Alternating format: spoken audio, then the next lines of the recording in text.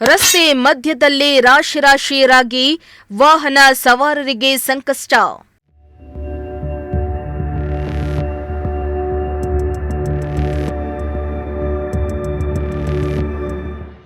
ಶಿರಾ ರಾಷ್ಟ್ರೀಯ ಹೆದ್ದಾರಿ 48ರ ಸರ್ವಿಸ್ ರಸ್ತೆಯಲ್ಲಿ ಇದೆಂಥ ದರ್ಬಾರ್.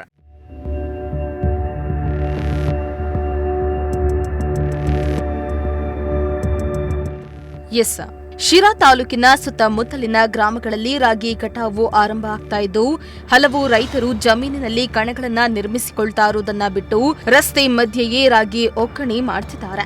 ರಾಗಿ ತೆನೆ, ಹುರುಳಿ ಹುಲ್ಲು ರಸ್ತೆಯಲ್ಲಿ ರಾಶಿ ರಾಶಿ ಹಾಕಿರೋದ್ರಿಂದ ಪ್ರತಿನಿತ್ಯ ಸಂಚರಿಸುವ ವಾಹನ ಸವಾರರಿಗೆ ಇದರಿಂದ ತೊಂದರೆ ಉಂಟಾಗ್ತಾ ಇದೆ.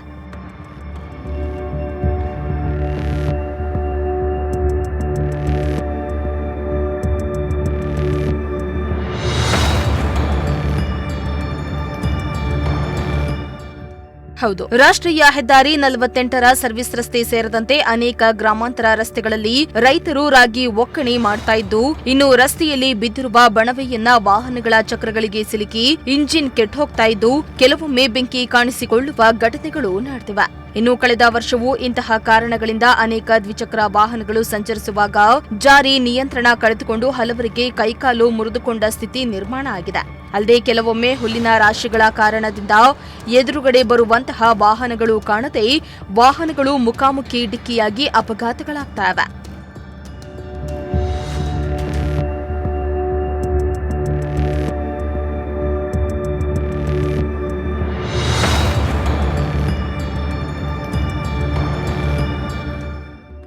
ಇನ್ನು ಧೂಳು ಮಣ್ಣಿನ ಕಾರಣ ಪ್ರಯಾಣಿಕರು ತೊಂದರೆಯನ್ನ ಅನುಭವಿಸುವಂತಾಗಿದೆ. ಇನ್ನು ಈ ಬಗ್ಗೆ ಕೃಷಿ ಇಲಾಖೆಯ ಸಹಾಯಕ ನಿರ್ದೇಶಕ ಡಾ ನಾಗರಾಜ್ ಮಾತನಾಡಿ, ರಸ್ತೆಗಳಲ್ಲಿ ರಾಗಿ ಒಕ್ಕಣೆ ಮಾಡುವುದು ಕಾನೂನು ಬಾಹಿರ, ಅಲ್ಲದೆ ಇದರಿಂದ ಬೆಳೆದ ಧಾನ್ಯದ ಗುಣಮಟ್ಟಕ್ಕೂ ಹಾನಿ ಎಂದಿದ್ದಾರೆ. ಹೀಗಾಗಿ ರೈತರು ಜಮೀನುಗಳಲ್ಲಿ ಅಥವಾ ಮಣ್ಣನ್ನ ಸಮತಟ್ಟಾಗಿರಿಸುವ ಕಣದಲ್ಲಿ ಒಕ್ಕಣೆ ಮಾಡುವುದು ಉತ್ತಮ. ಇದರ ಬಗ್ಗೆ ಜಾಗೃತಿಯನ್ನ ಮೂಡಿಸಲು ಇಲಾಖೆ ಕ್ರಮ ಕೈಗೊಳ್ಳುತ್ತೆ. ಅಲ್ಲದೆ ವಾಹನ ಸವಾರರ ಸುರಕ್ಷತೆ ಹಾಗೂ ಸಾರ್ವಜನಿಕರ ಅನುಕೂಲವನ್ನ ಗಮನದಲ್ಲಿಟ್ಟುಕೊಂಡು ರೈತರು ಸಹಕರಿಸಬೇಕೆಂದು ಮನವಿಯನ್ನ ಮಾಡಿದ್ರು.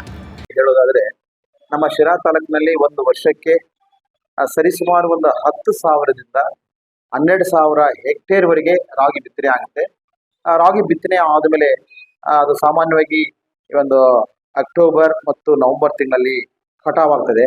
ಈ ಕಟಾವಾಗ್ತಕ್ಕಂಥ ಸಂದರ್ಭಗಳಲ್ಲಿ ನಮಗೆ ಕಟಾವು ಯಂತ್ರಗಳು ಸಹ ಇತ್ತೀಚೆಗೆ ಬರ್ತಾವ. ಕಟಾವು ಯಂತ್ರಗಳು ಸಹ ಮೂಲಕ ಸಹ ರೈತರು ಒಕ್ಕಣೆ ಮಾಡಿಸ್ಕೊಂತಾರೆ. ಬಟ್ ಹಿಂದೆ ಕೃಷಿ ಸಂಸ್ಕರಣೆ ಯೋಜನೆ ಅಂತಕ್ಕಂಥ ಒಂದು ಯೋಜನೆ ಅಡಿಯಲ್ಲಿ ಈ ಹಿಂದೆ ಒಕ್ಕಣೆ ಕಣಗಳಂತ ಹೇಳ್ಬಿಟ್ಟು ವೈಯಕ್ತಿಕವಾಗಿ ಸಹ ಕೊಡ್ತಕ್ಕಂಥ ಒಂದು ಇದಿತ್ತು. ಹಾಗೇನೆ ಸಮುದಾಯಕ್ಕೋಸ್ಕರನೇ ವೈಯಕ್ತಿಕ ಕಣಕ್ಕೆ ಒಂದು ಸಹಾಯಧನ ಸಿಗ್ತಾ ಇತ್ತು ಹಾಗೆ. ಬಟ್ ಇತ್ತೀಚಿನ ದಿನಗಳಲ್ಲಿ ಸದ್ಯಕ್ಕೆ ಅದನ್ನ ನಿಲ್ಲಿಸಿರೋದ್ರಿಂದ ಮತ್ತೆ ನಮ್ಮ ರಾಜ್ಯ ಸರ್ಕಾರದ ಆದೇಶ ನೀಡಿದ್ರೆ ಆ ಒಂದು ಒಕ್ಕಣೆ ಕಣಗಳನ್ನ ಮಾಡಬಹುದು ಸರ್.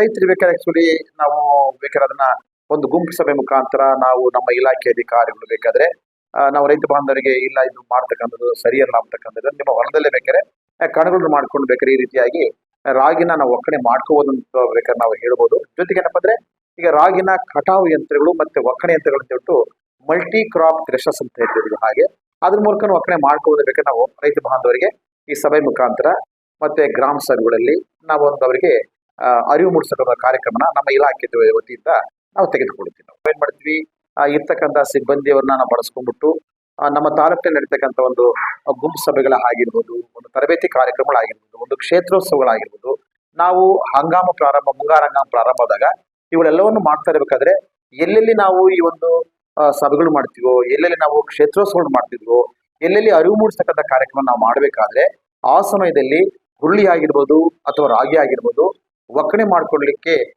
ರಸ್ತೆಯಲ್ಲಿ ಆಗ್ತಕ್ಕಂಥದ್ದು ಸರಿಯಲ್ಲ ಅಂತಕ್ಕಂಥ ಒಂದು ಇದನ್ನ ನಾವು ನಮ್ಮ ರೈತ ಬಂಧುಗಳಿಗೆ ನಾವು ಮನವರಿಕೆ ಮಾಡಿಕೊಡ್ತೀವಿ. ಇನ್ನಾದ್ರೂ ರಸ್ತೆಗಳಲ್ಲಿ ಒಕ್ಕಣೆ ಮಾಡುವುದನ್ನ ನಿಲ್ಲಿಸಿ ರೈತರು ತಮ್ಮ ಜಮೀನುಗಳಲ್ಲಿಯೇ ಕಣಗಳನ್ನ ನಿರ್ಮಿಸಿಕೊಂಡು ಒಕ್ಕಣೆ ಮಾಡಬೇಕೆಂದು ಸಾರ್ವಜನಿಕರು ಆಗ್ರಹಿಸಿದ್ದಾರೆ. ಶ್ರೀಮಂತ ಪ್ರಜಾಶಕ್ತಿ ಟಿವಿ, ಶಿರಾ.